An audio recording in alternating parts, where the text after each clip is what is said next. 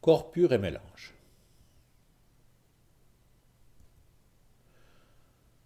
Notre univers, l'ensemble des galaxies, la galaxie dans laquelle nous vivons, la Voie lactée, notre système solaire, la ville dans laquelle vous habitez, toutes les personnes que vous connaissez, votre propre corps, tout ce que vous voyez autour de vous ou en vous-même, sont fabriqués, construits à partir d'un certain nombre d'éléments de base, comme une boîte de Lego. Vous voyez, vous avez une boîte de Lego, vous avez quelques éléments de base à partir desquels vous pouvez construire une infinité de formes différentes. Ces éléments de base sont au nombre d'une centaine et qui sont regroupés dans le tableau périodique des éléments. On les appelle ça des éléments. Il y a l'élément hydrogène, l'élément hélium, l'élément oxygène, l'élément carbone, très important dans la chimie du vivant, l'élément fer, d'autres moins connus, le tungstène, l'uranium, très connu, mais dont on n'a pas souvent affaire dans la vie de tous les jours, le francium, franchement, je ne sais même pas à quoi ça ressemble, et le thallium, etc., etc. Donc vous voyez une centaine de briques de base différents qui sont les éléments de base à partir desquels on construit le reste. Un petit mot pour dire que, comme dans une boîte de Lego, il y a des éléments qui sont plus répandus que d'autres. Dans les boîtes de Lego, les briques rouges, c'est la grande majorité des éléments, puis on en a quelques-uns qui sont moins abondants, mais qui suffisent pour fabriquer des choses comme on veut. Donc dans la nature, la quantité de ces éléments n'est pas aussi les mêmes. Par exemple, l'hydrogène constitue 92% des, de la matière, si on prend ça généralement dans l'univers, l'hélium à peu près 8%, l'oxygène ce n'est plus que 0,0 quelques pourcents, le carbone encore moins, etc. Donc vous voyez, l'élément le plus répandu c'est l'hydrogène, et ensuite l'hélium, et tout le reste c'est des petits pourcentages de l'ensemble de la matière dans l'univers. Maintenant, prenons un élément comme le fer. À quoi ça ressemble le fer à notre échelle? On ne peut pas voir les atomes de fer, mais on peut avoir du fer, donc enfin, de la matière qui est constituée que des atomes de fer. Voilà à quoi ça ressemble. C'est un métal gris, brillant, qui conduit l'électricité, qui est malléable, et qui n'est composé que des atomes de fer, qui sont donc disposés les uns à côté des autres en faisant une sorte de réseau. Mais il faut savoir que dans la nature, il est rare qu'on trouve du fer sur cet état-là. En fait, de manière plus générale, il est rare de trouver un élément à l'état pur. Hein. En général, les éléments sont combinés pour former ce qu'on appelle les molécules, on étudiera ça plus loin. Et par exemple, en ce qui concerne le fer, il peut se combiner avec l'oxygène pour former une molécule. Ne vous attardez pas trop sur la forme de cette molécule, c'est juste garder en tête que c'est une combinaison de fer et d'oxygène qui font des liaisons ensemble. À notre échelle, cette molécule ressemble à une poudre matière rougeâtre, et qui contient donc 2 atomes de fer pour 3 atomes d'oxygène. Voilà les molécules qui les constituent. Ça, c'est la rouille. On peut aussi avoir des combinaisons d'atomes plus simples que ce qu'on vient de voir. Par exemple, l'oxygène peut se combiner à un autre oxygène, un atome d'oxygène à un autre atome d'oxygène, pour former ce qu'on appelle une molécule de dioxygène. L'oxygène, par exemple, que vous respirez, l'oxygène qui est dans l'atmosphère, il est sous cette forme-là. Donc, par exemple, dans l'atmosphère, on n'a pas des atomes d'oxygène tout seuls, ils sont combinés ensemble pour faire des molécules d'oxygène. Maintenant, on va classifier ces différents types de combinaisons qu'on a vus. On a vu l'oxygène, qui est sous cette forme-là, O2.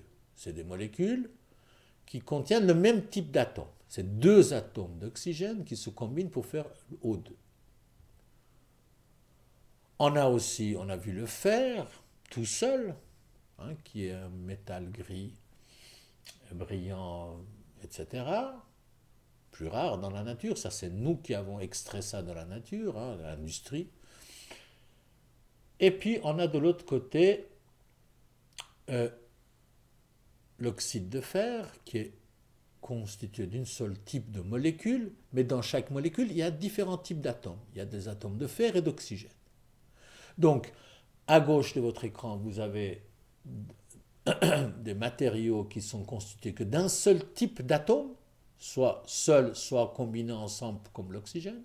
Et à droite, vous avez des matériaux qui sont constitués d'un seul type de molécules, mais qui contiennent deux types d'atomes, deux ou plusieurs types d'atomes. Ce qui se trouve à gauche de votre écran, c'est ce qu'on appelle les corps purs simples. Corps purs simples, ça veut dire des corps constitués de même type d'atomes, soit sous forme d'atomes, soit sous forme de molécules. À droite, vous avez le corps pur composé. Ils sont corps purs parce qu'ils sont constitués de même type de molécules.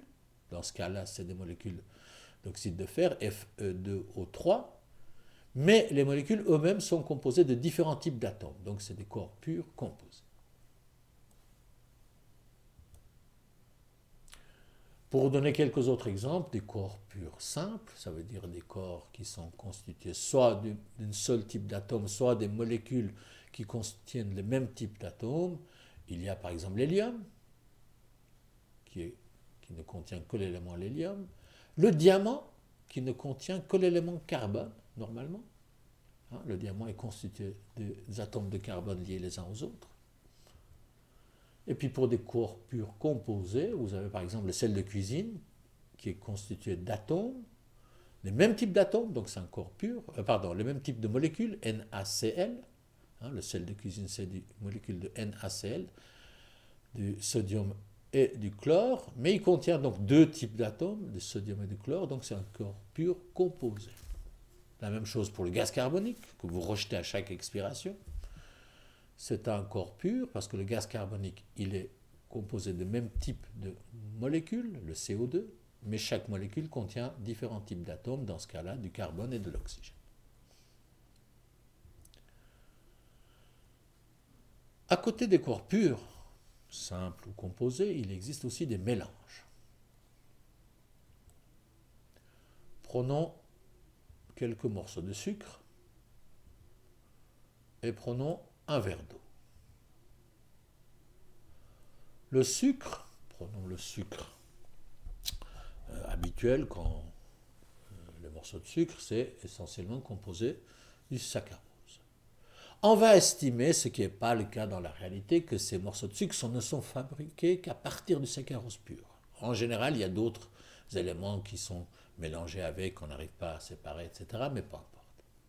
Donc on a à gauche un corps pur composé, donc c'est le même type de molécules, mais des atomes différents. À droite, l'eau, qui est donc composée de molécules d'eau, H2O, c'est aussi un corps pur composé. Et mélangeons le sucre avec de l'eau.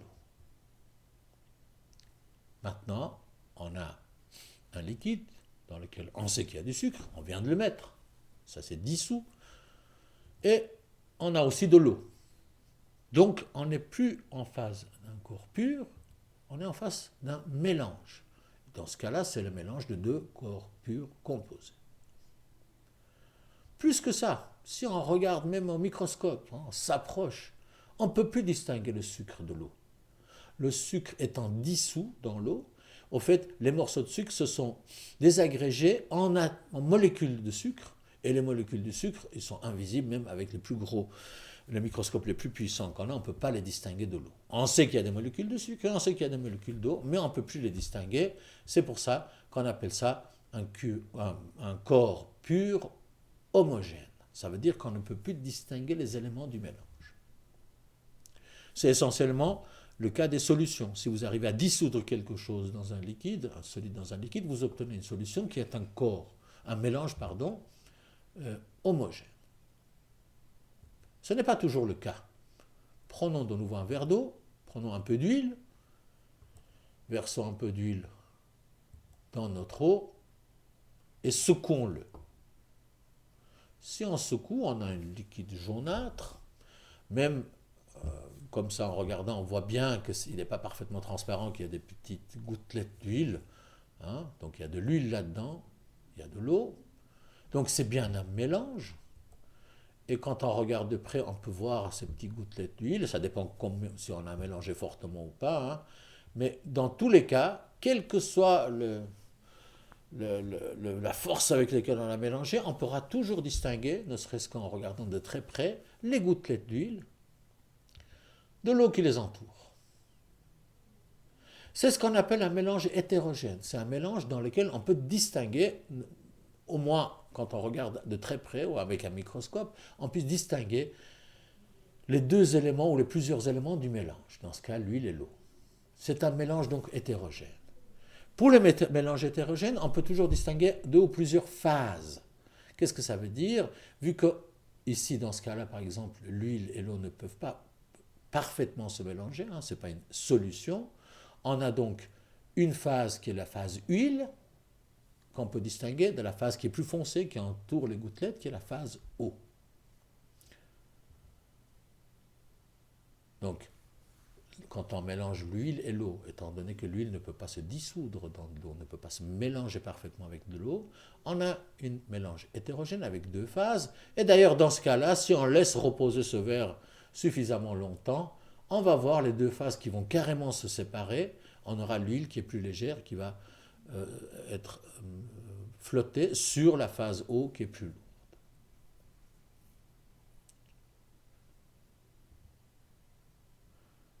Alors, on reprend les mélanges homogènes, c'est des mélanges dont on ne peut pas distinguer les éléments du mélange, même au microscope.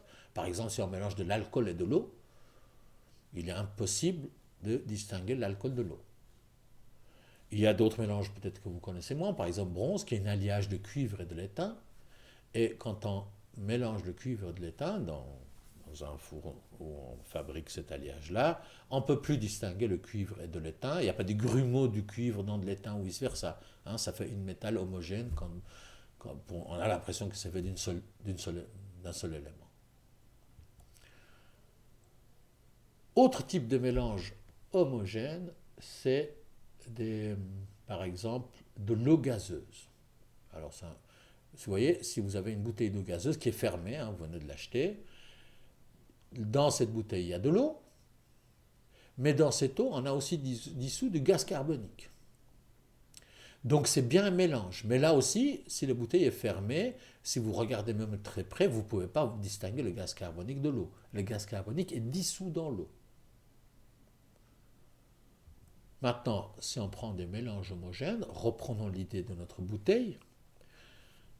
Si vous ouvrez la bouteille, vous voyez apparaître les bulles de gaz, le gaz carbonique, qui vont se séparer de l'eau.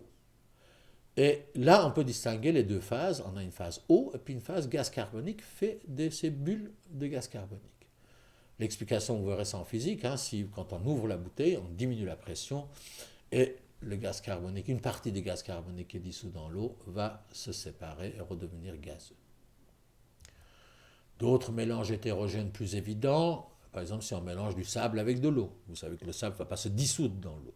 Vous secouez, vous avez une sorte de liquide opaque et le sable, ce sera une des phases et l'eau une autre phase et on peut, en regardant l'eau d'assez près, distinguer les graines de sable de l'eau. Autres mélanges hétérogènes qui n'ont peut-être pas l'air comme ça, c'est par exemple la mayonnaise. La mayonnaise qui contient de l'huile et un peu d'eau et d'autres produits, peu importe. Et là aussi, si on regarde la mayonnaise de très près, on voit les gouttelettes d'huile entourées d'une phase aqueuse. Et donc la mayonnaise, c'est aussi un mélange hétérogène. Même s'il a l'air homogène comme ça quand on le regarde, si on regarde de près, on peut distinguer les différentes constituants. Donc pour résumer, les corps que vous pouvez, enfin les matériaux que vous pouvez avoir autour de vous peuvent être de deux catégories, des corps purs, ça veut dire constitués d'un seul type d'atomes. Si ces atomes sont constitués, enfin s'il y a uniquement des atomes, c'est de même type d'atomes, c'est des corps purs simples, comme le fer qu'on avait vu, le fer qui est un métal gris, etc. Soit ces atomes sont combinés sous forme de molécules, mais il faut que ce soit le même type d'atome. Ici, deux atomes d'oxygène qui se composent, et ça donne une molécule d'oxygène. Ce sont des corps purs simples, qui ne contiennent qu'un seul type d'atome. Il y a les corps purs composés. S'ils sont composés, c'est forcément des molécules, mais pas seulement le fait que ce soit des molécules, mais ce sont des molécules qui contiennent différents types d'atomes. Dans ce cas-là, l'oxyde de fer qui contient du fer et de l'oxygène. Mais pour être un corps pur composé, il faut que ce soit le même type de molécules, peu importe si à l'intérieur il y a différents types d'atomes. À côté des corps purs, il y a les mélanges, donc mélange de différents corps purs, simples ou composés. Ils peuvent être homogènes, ça veut dire quand on regarde le mélange, on ne peut pas distinguer les différents éléments qui le composent, par exemple de l'eau et du sucre.